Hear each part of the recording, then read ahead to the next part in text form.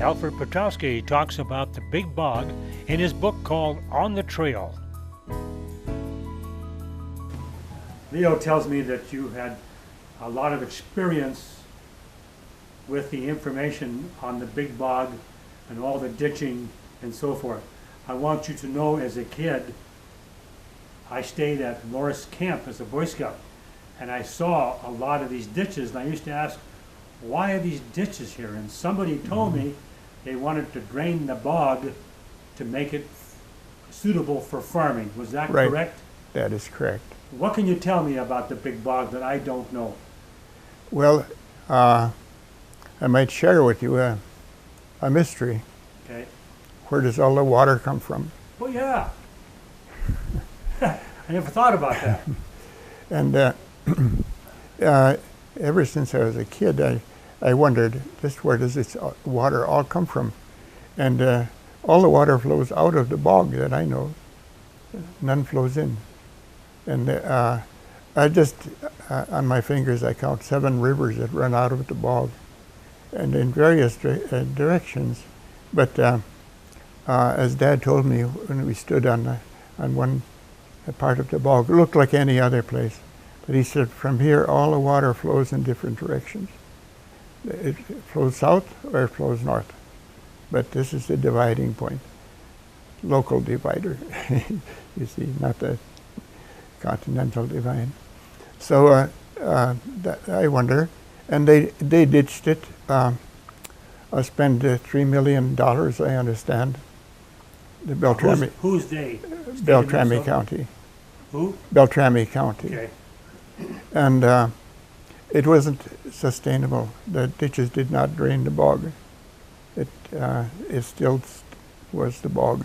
And the ditches ran and the rivers ran and it's still the bog. Now, do you remember the year the ditches were dug? Well, about World War I time. Okay. Yeah, starting about 1912.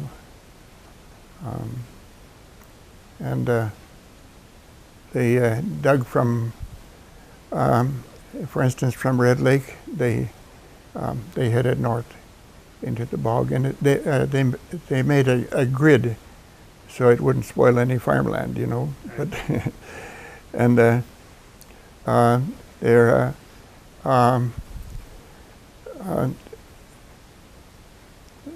1 mile north and south, and 2 miles east and west. And Dad told me the dimensions of it was of the ditch was 7 feet deep and 11 feet wide, and it accommodated the hull of a dredge. And so they, as the water accumulated ahead of the dredge, they floated on it. So the machine that did the digging could float in the water and work its way? Yes, work its way up. Did that. Pardon? I wonder how they dug the ditch, how they get into the woods. Oh. But they just started and they floated. And they floated, right. Except in the Rapid River area, they improved the channel and straightened it out some. And there they used walking dredges. They actually had feet that the dredge walked on. And it was a little different than most of what we're used to. But I was born in 1923, and so I saw more of the results of it rather than the digging of it. But most everybody, all of my relatives, just about all of them worked on the dredge. And they finally had to give the farming up. It was just too big a fight. And the ditch taxes were terrible. They couldn't cope. On the little, they might get some cream to sell if they shipped it to Bemidji, some 70 miles away. But that little check didn't cover the taxes. Well, so when was the ditching done? In the 20s? Here, they were done when I was born. Okay. 23 then. There might have been some that I didn't know about, but the main ditch. And some of the bog was so so much of a water situation that they would just lower the bucket and push their way through. And there was a floating bog, and I've crawled across that on my hands and knees. About a quarter mile floating bog, and we could tell some tales about that bog too, but you probably want to get to what you want to know about it. Well, just curious now, you mentioned the water kept coming in, it would never drain out. Where was the water coming from? Well, that's what I wonder, and it's at least partly from springs, and there are springs all around Red Lake on the upper lake, and they don't need any pumping nor drilling. I held with a hydrologist, we say, but we went to investigate one of the flowing wells, and just for curiosity, he was looking for oxygen content and so on, but I was wondering just how much they flow. I had a gallon jug along, and it doesn't flow in a trickle, but a spout, and it's been running for 60 years at least, more than that. But so I held the jug to the spout of water coming out, and he held a stopwatch, and 1 gallon took 2 seconds to fill the gallon jug, and that's been running like that. And where it comes from, I wouldn't know. Do you think half the water from the ditches is going into Upper Red Lake? Yes. And the other half is going north? Yes. Mm-hmm. Okay. But largely into Red Lake. And then from Red Lake, it would go west and finally into the Red Lake River, and finally into the Red River of the north, and then north. The water then would go north. And on the other side, on the eastern side of the bog, then it flows east. You have a map here of the bog, and this map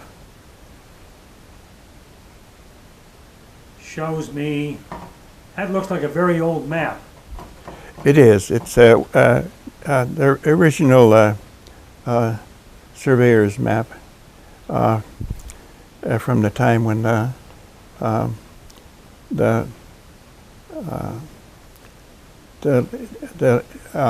land was ceded from the Indians. You know the date, I think 1851 or something like that. Is there anything unusual about this map? Well, it's something that could be noted. The reservation line, let's see, have we got it here? Yep. All right. And that was moved to, now the new map, the reservation line runs from the point about here across Red Lake. I think this is it right here. Yeah, that's about right. Yeah. Okay, and then that it used to run this way to meet Indian reservation, but a local fisherman. Red Lake was a commercial fish, during the World War I, but he was fishing out of season, but he pled his case as being Now, who's he? Charlie Herman, one of the Herman boys. But he was married to an Indian, and since she had, and he through him, fishing rights, he pled that the reservation line should actually run. Yep, I know This where way. it runs. Yeah, you know Yeah, now. I've seen the new maps and so forth. Yeah. Okay. So he lost 3 miles of lakeshore and won the case. Did you ever walk any of the bog area? Oh my, yes. All of it, I guess. Dad was warden trapper for 5 years. And If it was so swampy, how did you walk? well, say,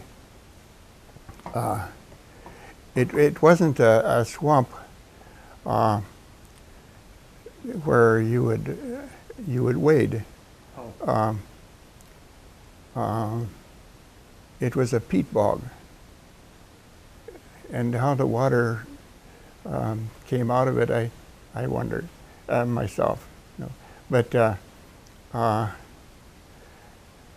we walked all the way across it, and then in winter we had a state dog team, 6 dogs, that I'd go along with him for company, Okay. and he patrolled the area, and then we used frozen ditches Sure. for a lot of our traveling, and we would go all the way to Fort Town on the other side. That's way up in here. Was Yeah. Fort Town at the time a bigger town than it is today? No, Still, I don't still think small. so. Small. And Grigla, he trapped the beaver out of Grigla 1 year. Life trapped. I understand that the beavers caused quite a bit of damming on these ditches. Yes, And it was constantly blowing up the beaver dams. yeah. That was his job too. And they would Whose prompt job was this? my father's. Oh, your dad's job, Yeah, okay. yeah. And they would promptly build him up again. And one oddity about this whole thing, there was no open season on beaver. They were protected like the wolf is now. Oh. Oh, They were just about darlings, you know. Well, Norris Camp came into being during the 30s, a CCC camp at the time. Yeah, and resettlement camps, they were called. And they were to rectify these ditches and so on, and they built dams too. So altogether, the farmer was in a pinch. They were actually a young man, then a bit older than I, and he's gone now. But he confided to me that the real estate taxes for their farm was $8 for a year, but the ditch taxes were over 100, and you couldn't. Why were they so high? That's what it cost, Okay. and the farmers that remained were so few. So there wasn't any farmland then made out of all the ditching. There's some farmland just Yes. on the north side of Upper Red Lake. Yes, Was and that- there are ribbons, let's say, of better farmland. They run east and west, and that would probably been deposited by the glacier, and there the farmers stuck, and they still are. But on the Muskegit, the fertility wasn't there. There was enough for there were a lot of nitrogen from the peat soil, and that would give one crop. But they deteriorate, you know, they get smaller and smaller, and no such thing as commercial fertilizer available, anything like that. Right. And if they had a little herd of cows, about 7, 8 cows, something like that, and let them roam some fences, but and then ship cream, and like I say, that was quite a struggle. But there was no crop like wheat or something like that that would be a cash crop. For those that had cattle, wasn't there a problem with the timber wolves getting the cattle? Yes, but there was a bounty on timber wolves, you Okay. know. Yeah, so they were doing their best. In fact, that was a large part of a trapper's income, the wolf bounty. Did you ever do any teaching about the Big Bog and the ditching area? Anybody? Did you teach any classes on it? No, I wonder if there's some investigation about it now. That is not what you can do about it, but what is it? Well, people ask, well, now it's a big park area, the Big Bog. Yeah. Mhm. Big park. We have another map over here. Leo, can you bring that Sure. map? Just- Before we change maps, could Yeah. we? Bud, would you explain this little portage Oh, okay. that you can still That see it? is a favorite subject of mine. Yes, yes. And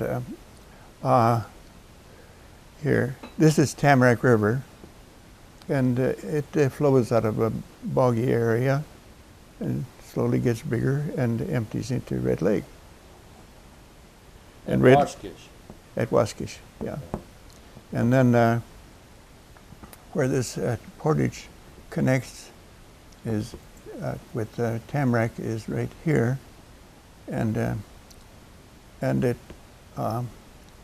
it runs almost straight, but takes a little curve like that, into the Sturgeon River.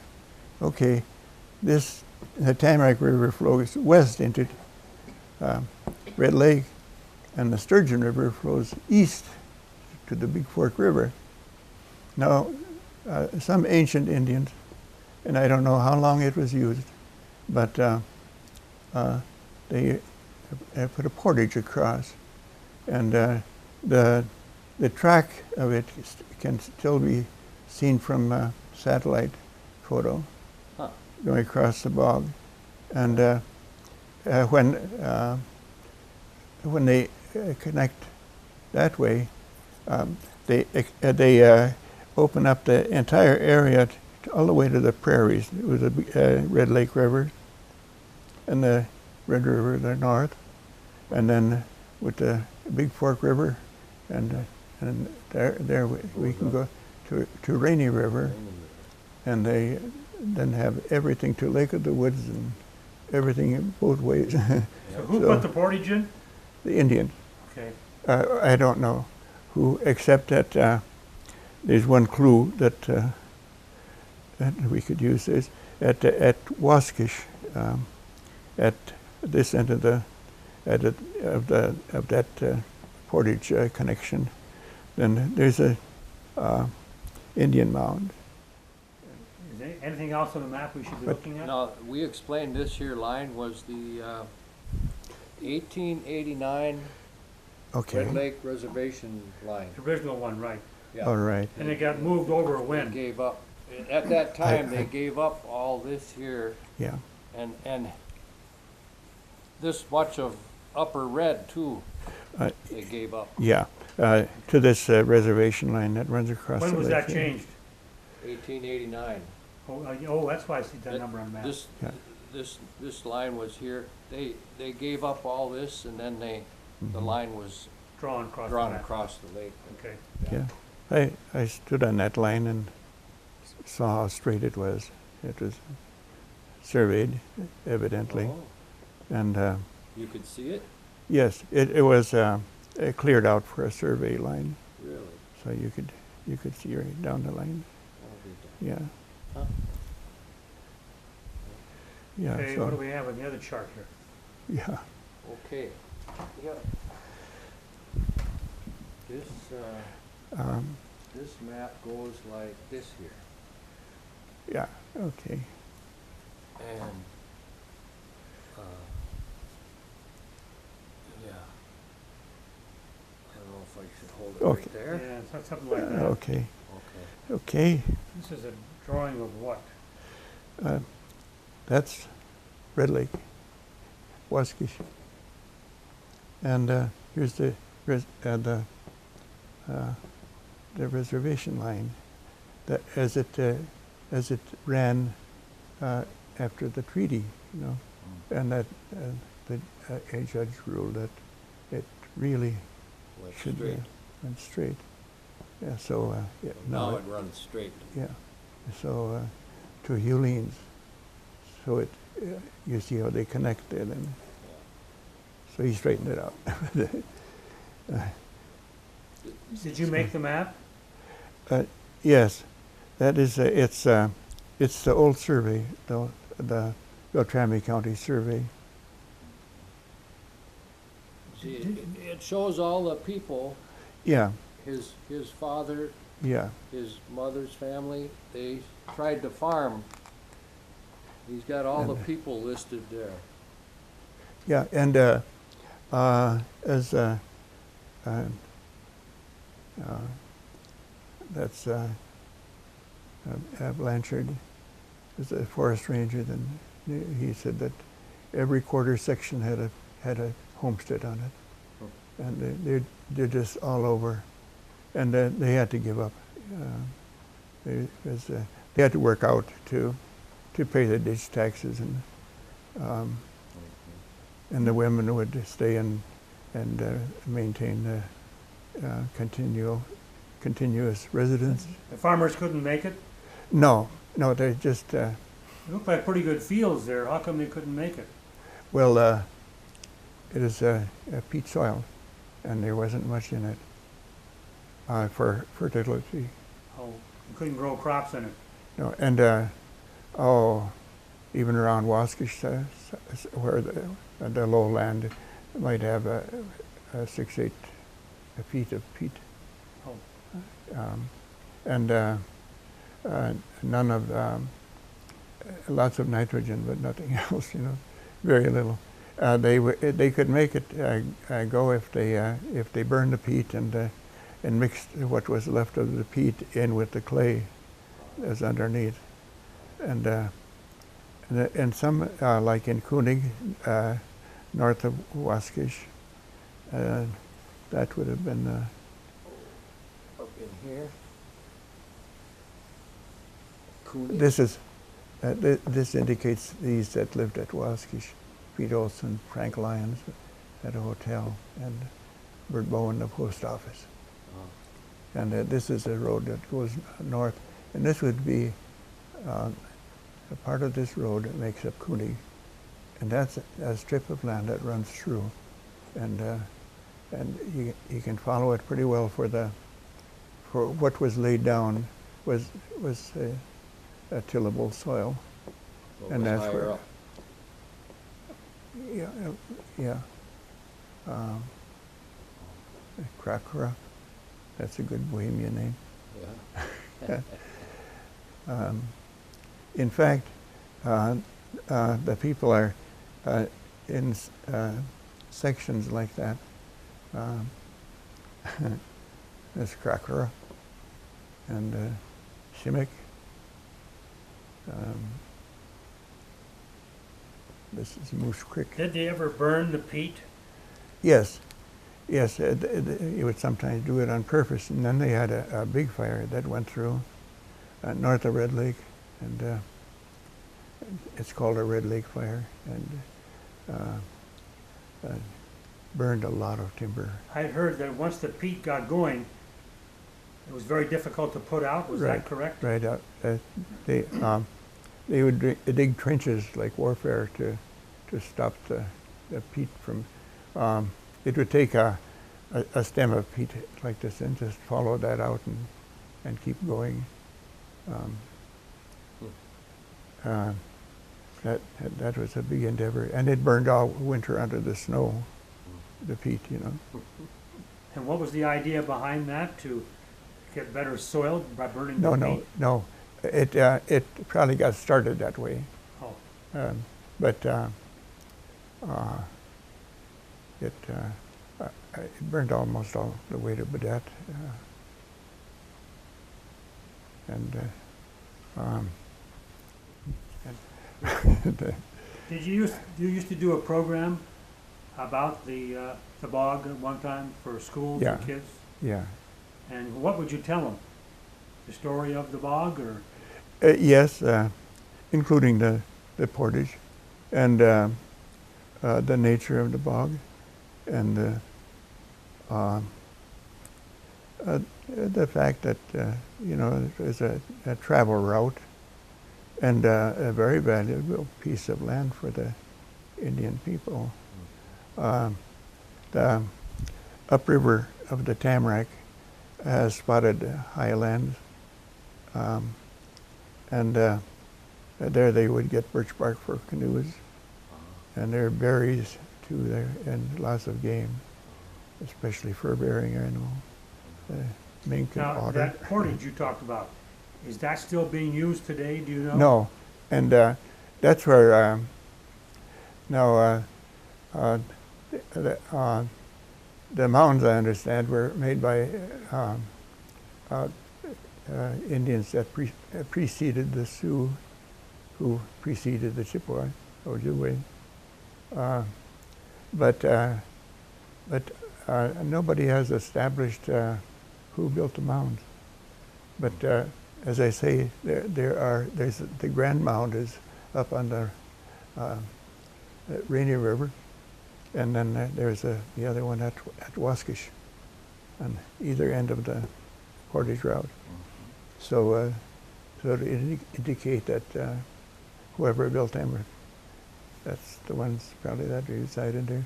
But then all through the years, then they followed one another. The oldest they mentioned is the Laurel, and then the Black Duck, and they built mounds. But I think there were two at Waskish, but one for sure.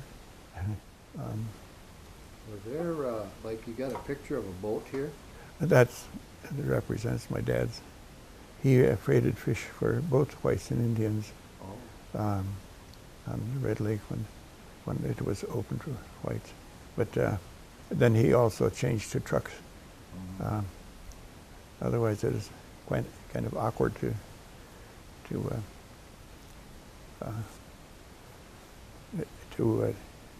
load from their rowboats to load into a big boat was a kind of pretty tricky business.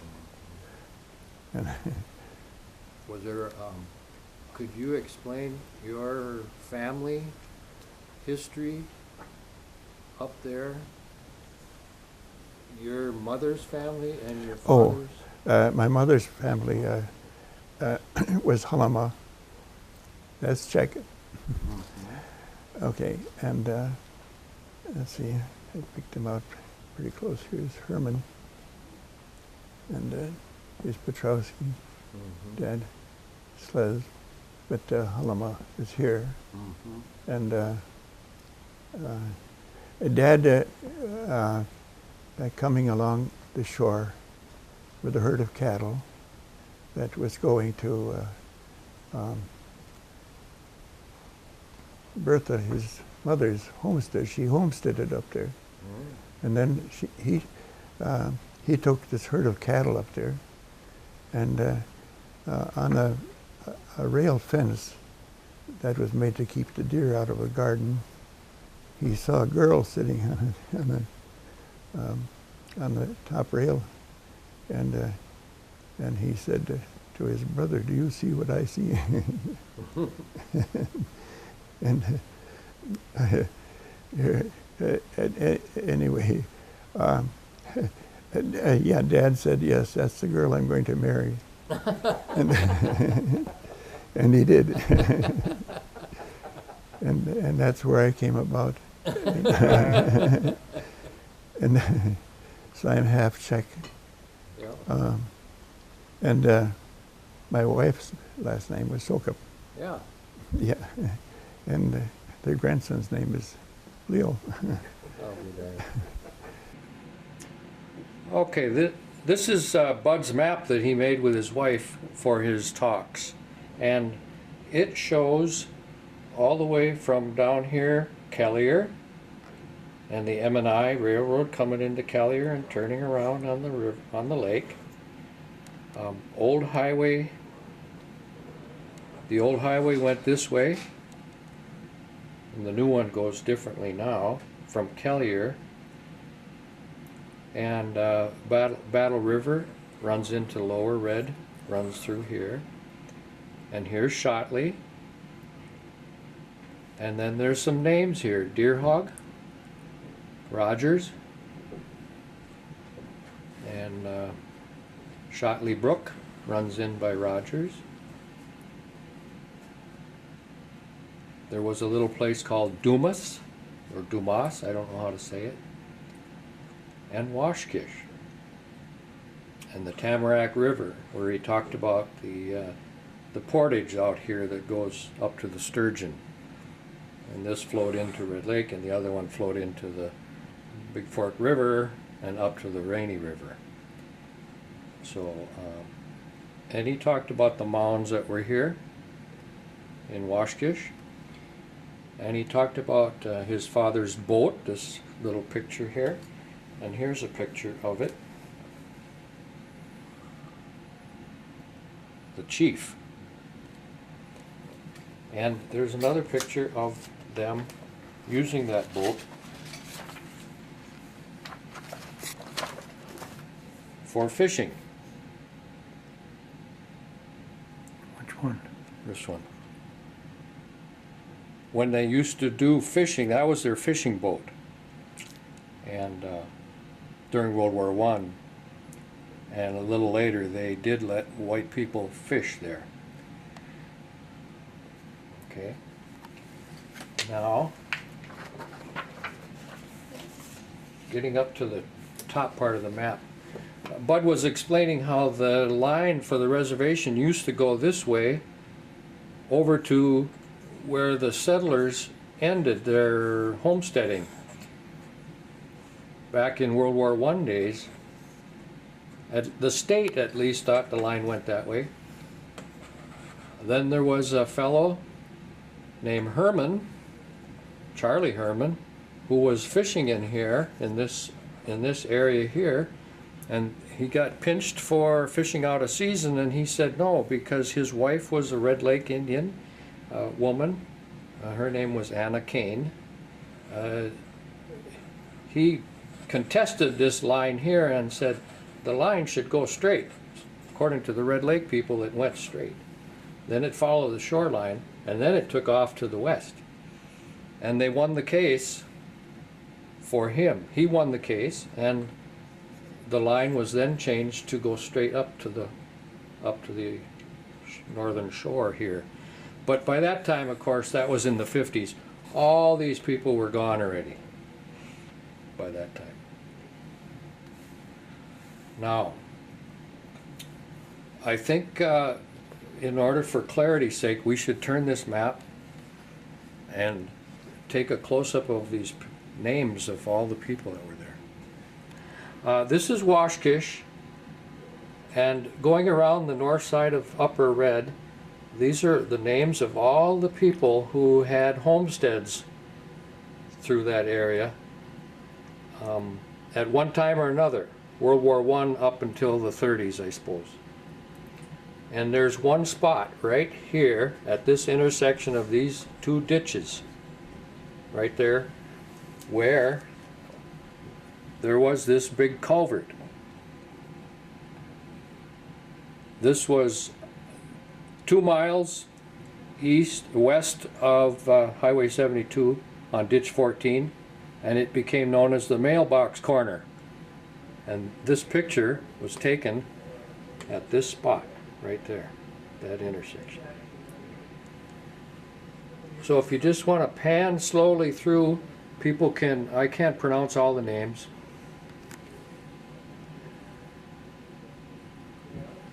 Is this, are you down this far? Yep. This is the fellow named Herman who was married to the Native American woman who was fishing and caused the line to be changed. There's a lemur. Bud's grandmother had a Petrowske settlement down here. and it ended at ditch 30, and that's about where the line, this is where the reservation line met the lake, and that's where they quit homesteading. Now if you go back up, you can see Fred Petrowske right here and Halama right here. Those are Bud's grandparents on his mother's side, this side, the Halama family. And I see a book here, Jack. Yeah. Turn this camera around. I'm going to hold this book up. Now, this is a book that you wrote. Right. That's one heck of a book. Oh, is that right? Jeez, I think we should talk about some of the pictures in here. Yeah. All right, you got a picture. Who are these two people in this Yeah, photograph? that's my grandfather, Václav That's your grandfather. Halama and Okay. Marie Halama.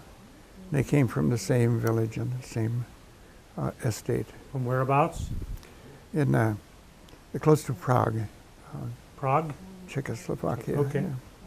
Is this a homestead? Yes. Yeah. You know who the people are? Yeah. That's a grandfather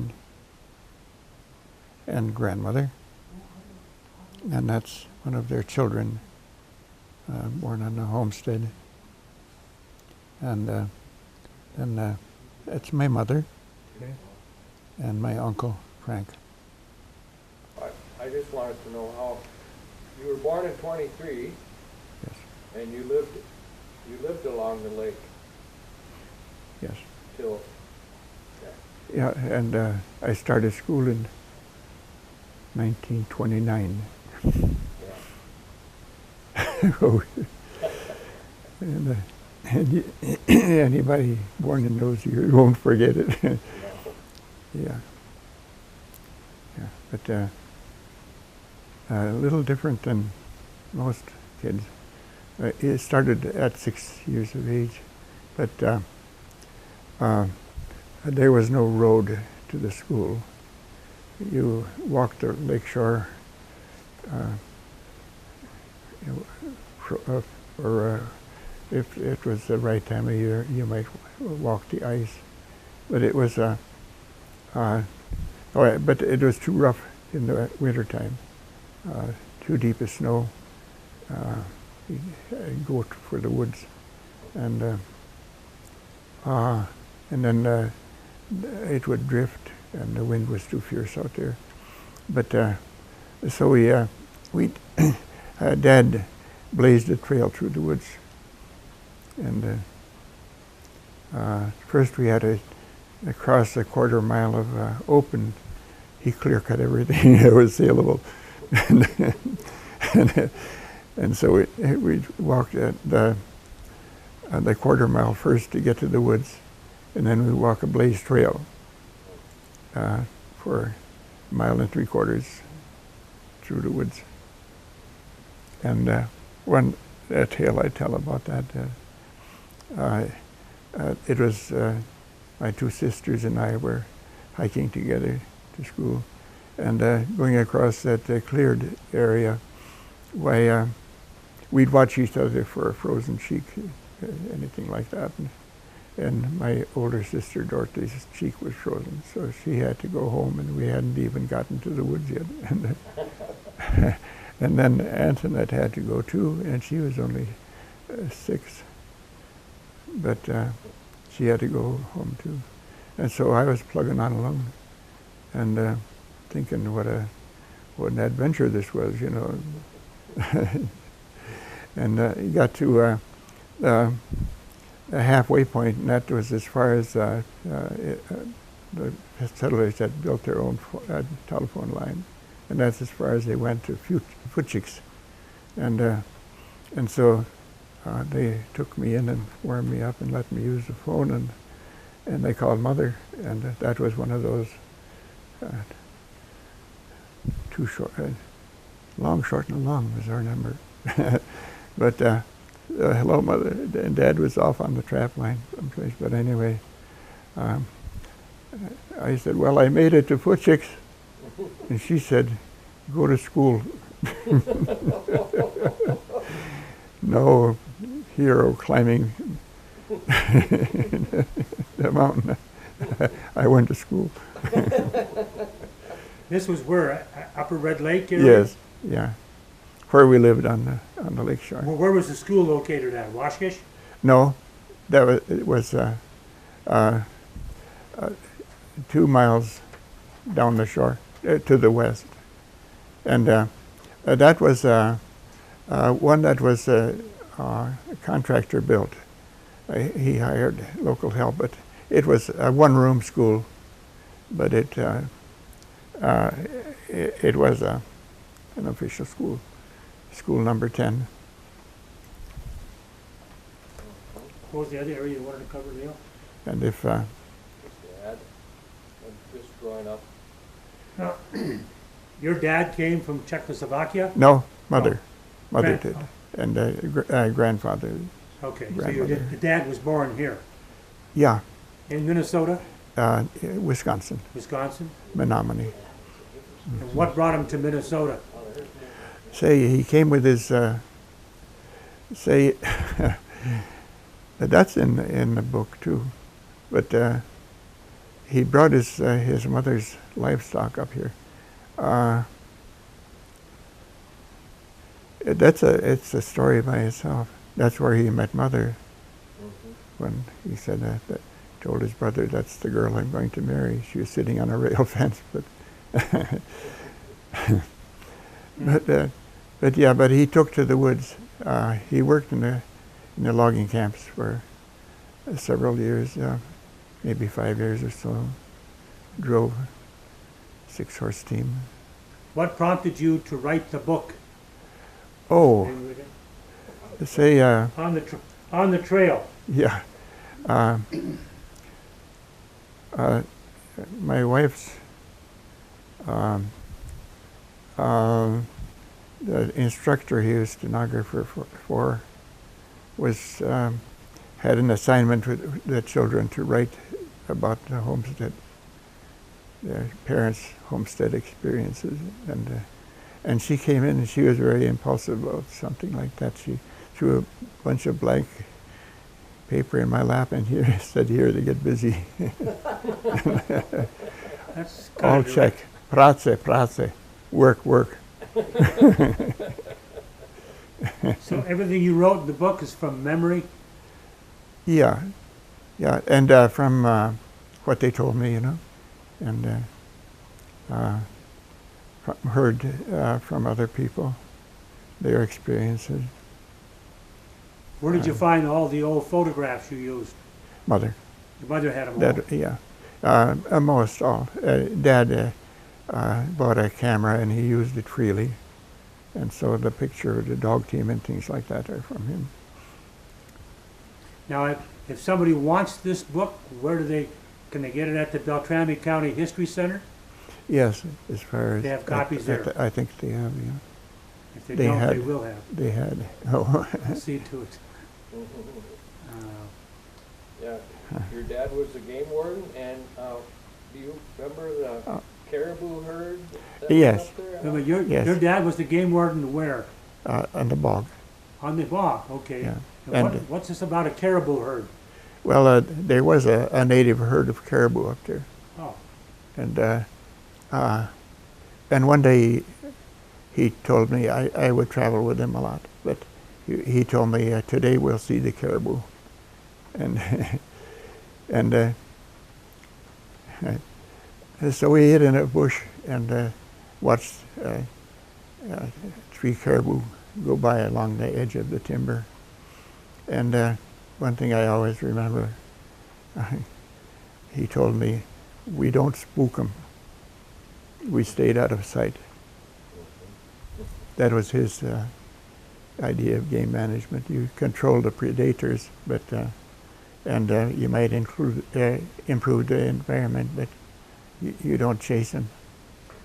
how long was your father a game warden up in the Big Bog? 5 years. 5 years? Then he quit and did something else?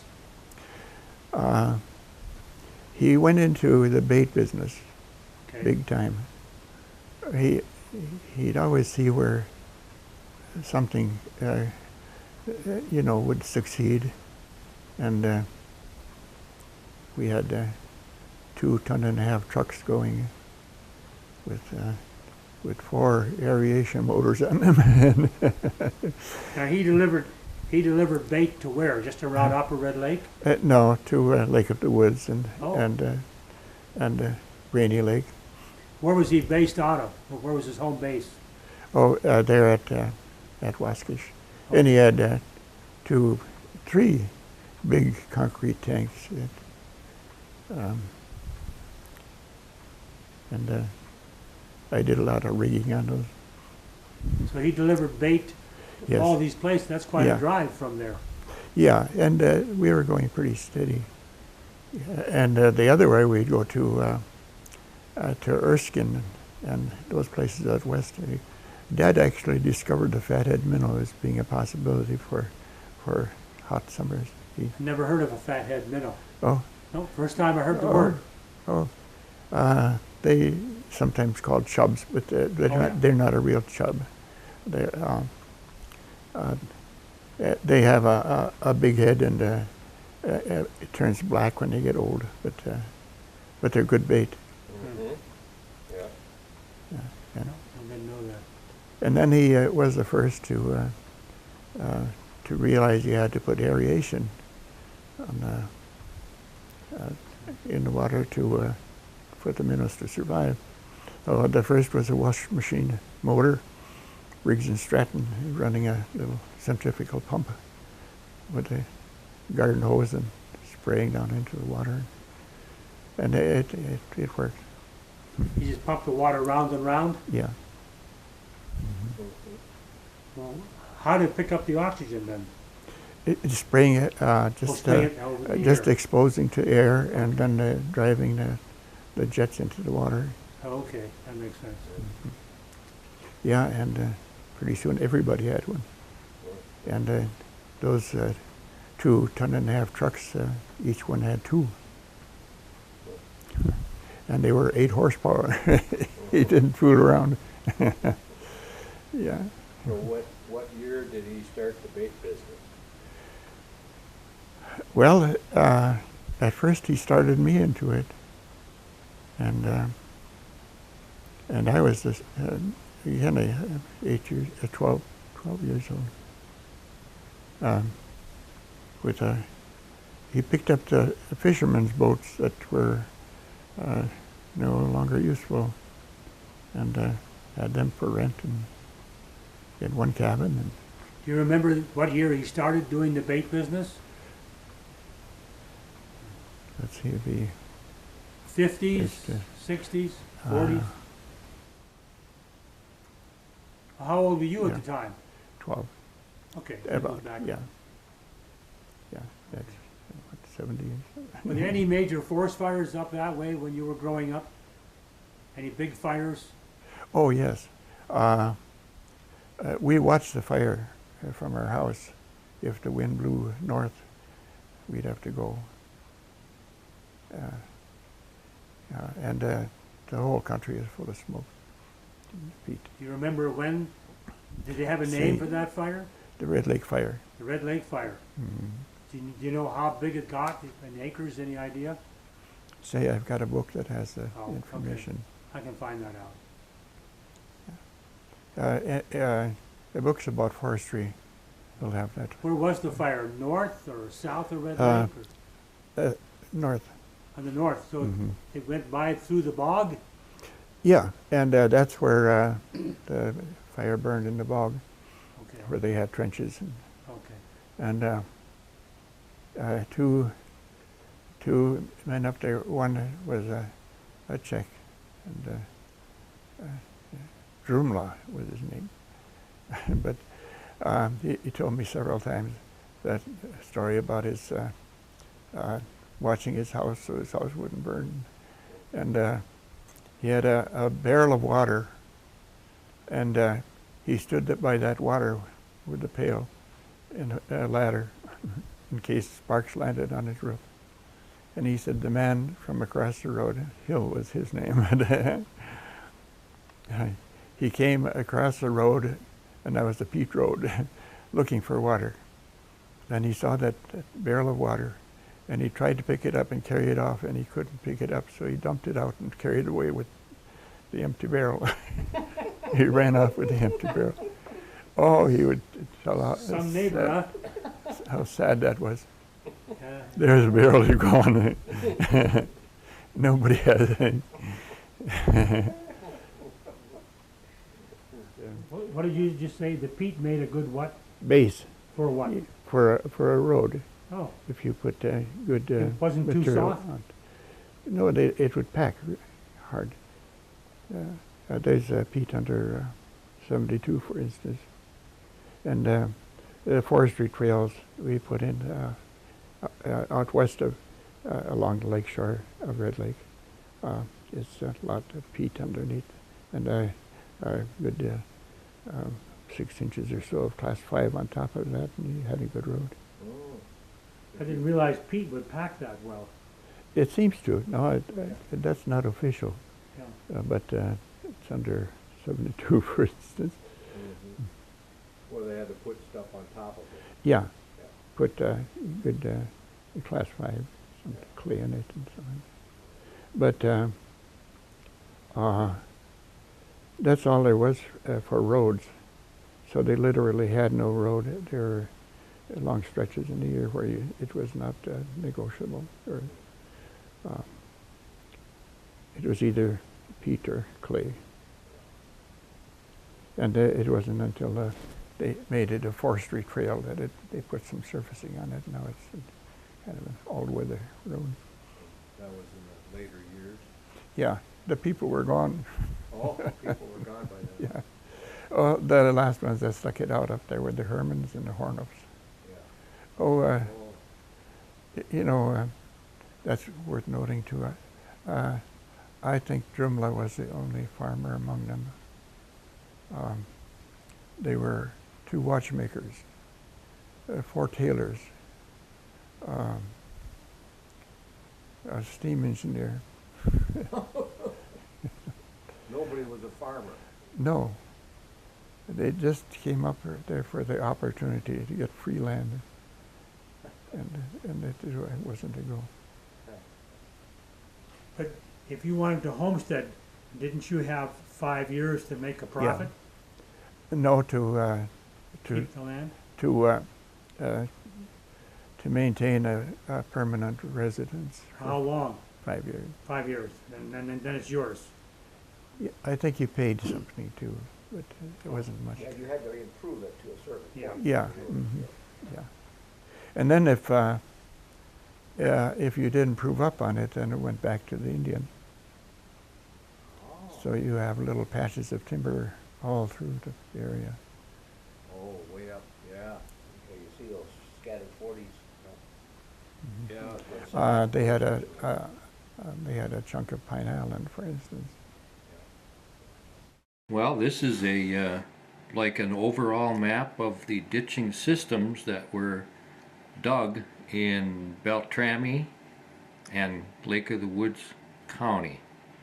And you can see that the big numbers include all the ditches in that area. What does the number mean?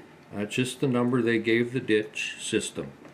21, 11, and 34? Yeah, and then over toward north of Upper Red was 25, and the ditches that mostly are concerned with Bud Petrowske's talk are 30, 14, and 5. This area right here is where he grew up. There were the homesteaders along the lake Got it. trying to make a living in that area. And ditch 14 system were the ditch system that they lived around. Now, the ditches were dug, and the peat spoils that were dug out of the ditches were made into roads. And so these lines were correspond to the ditches, but also alongside the ditches They made a road out of what they dug out of the ditches. And they, later on in years, they covered it up with Class 5, some of them. Highway 72, which runs from Washkish here, around the lake and up to Baudette, that's all, that highway is made on the top of ditch material also. That was then covered with Class 5 and then of course improved to make a highway. So Okay. the story of these ditches is pretty sad because no matter where the people tried to make a living, most of them couldn't. There were spots where people could make a living. Higher ground over on this side of the lake and somewhat up in here, and over near Washkish there was called a Koenig Ridge which ran through here, and there are still some farmers and rice paddies and stuff along there, but for the most part they were useless. In fact, this whole ditch 25 system right here in the middle was finally just filled in because it could not sustain getting rid of the water that came up out of the bog. And the Rapid River here has a south branch and a north branch. And Bud was talking about how they tried to straighten some of it out. The darker parts of the river here and up here were parts that they did dredge. And then that river runs north through Carp and goes up to the Rainy River eventually. Finally, after the 30s, when most of the people had already left over here, and they turned all this land over to the state, and it became part of the Red Lake Game Preserve, because there was so much debt that the county had assumed. All these farmers went bankrupt and left the counties in debt, which amounted to over $3 million between Beltrami and Lake of the Woods, and they gave the land to the state in exchange for getting rid of the debt. And that's about where it sits right now. On the Trail, a true romantic saga from Minnesota's Big Bog by Alfred Petrowske. The book is available at the Beltrami County History Center.